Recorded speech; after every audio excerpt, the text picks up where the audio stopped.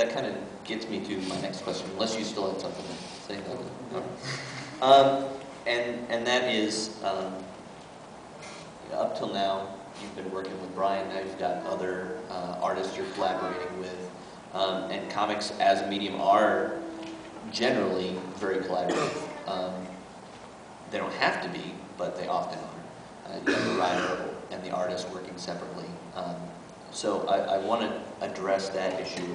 Creative endeavors that require the creative output of other people. It just seems to me like, I don't know, you're setting yourself up for disappointment in some ways. I've gotten spoiled working with Brian and Matt. One, we live close together, we get along very well, we've got a pretty open dialogue when it comes to what we're doing with the books and kicking ideas around. And they're both very good to work with, regardless of what I'll say. That said, for a writer, and I'm sure artists have the same kind of frustrations, dealing with artists can be the most frustrating thing on the face of the planet. I mean, I just, the issue I had with the trade paperback I wrote, the graphic novel I wrote, and that I'm writing a new limited series, and I always send Brian my script, so hey Brian, read the script, what do you think? And it's very frustrating. It's a 6-issue series. I've written 5 of those 6 issues, and I've written them very quickly because I hear artists complaining frequently that the writer's not turning in stuff, or I'm waiting on pages from a writer, which is the most insane thing ever. I can't even believe that there's a writer that's going to delay getting something to the artist. It happens all the time. It's ridiculous. But so I sent Brian all my scripts. Brian's read all the scripts to this new series, and the artist who's working on it with me has read the first one and nothing else. He just hasn't even picked them up to read them yet. And it's just a very frustrating. It's frustrating on that side of things. On the thing I love about comics is seeing these ideas I write down come to life, and I think that's what it is. I get a thrill when I open up a file and there's the artwork for a story that I'm working on. It's exciting for me. So that's what I do like about it. Brian, what about you when you get a script? How much collaboration goes into it before you get that script? And I'll be honest. Before I worked with Cullen, comics are supposed to be a collaborative medium, but I really did very little collaboration. The script was written, it was sent to me, and I drew it. I would add my piece if I need, effective pacing, that sort of thing. But for the most part, it's pretty much exactly what I was given.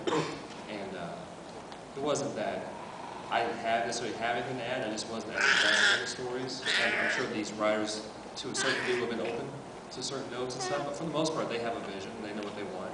And I'm just a tool. I'm not a collaborator. Yes, I'm a tool. But with Cullen, it's the first time I've actually had a real collaboration where there's a lot of back and forth between Cullen and I. And go ahead, jump in anytime. When there's a script in progress, I can expect 5-6 phone calls a day from Brian. I don't like emailing either, so I call Cullen 3 or 4 times a day, even when we're not working on something, just to give him to chat, some great ideas. Just to say hello. I have some notes. What did you do and how did you write Lost this week? just read your script, and I have just a couple of notes if you would like to hear them. Well, this is what I'm even working on. I know. Yeah, that's right. A page of notes. Giving him notes on somebody else's book. You wouldn't send it to me.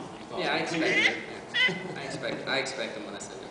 No, I will say that's a good thing, especially Brian with you, is that as a creator, having somebody to show your stuff to before anybody else sees it, the editor or anybody, is invaluable, especially somebody that isn't afraid to hurt your feelings and will tell you the total truth. No, Brian's definitely not afraid. It's funny, but it's also very true. Well, these guys are saying they're not afraid to tell me. I mean, I was doing a commission recently, and I was having a really hard time. And Matt looked and was like, "Yeah, it's not working." And I had to start the whole thing over again. But yeah, I don't know. No, it's supposed to work. His head was lopsided. Yeah, no, working with Cullen's great. He's very open to collaboration. He understands, he understands the medium, and You know, and I can throw 100 things at him. He doesn't have to do a single one of them. In fact, he respects my opinion. And I know you'll probably forget that you said something by the time I'm like, yeah, I'm writing that down, Brian. Right here. Yeah. Well, Matt, what about you? I mean, the majority of the work that you've done pretty much all of it yourself, right? Yeah. Even when you early collaborated, you were pretty much doing it all yourself. Yeah, my early collaboration didn't go so well. I didn't get along with the writer. It was the Yellow Menace book. About after that, I'd never worked with another writer again because it was horrible. But then Cullen is like the exact opposite of everything that I hate about writers. Right. And, so yeah, it's just I don't know. I like to write and I like to draw. I like to do both. And what happens is I usually get tired of writing after I'm done writing, and I get tired of drawing after I've drawn for a while. So you kind of alternate the tasks. Yeah, so I try to mix it up. And then, so now this project with Cullen, it's just fun because I don't have to worry about the writing. And I'm just I'm goofing off on the art and having fun. Phoning it down. Sell it? No.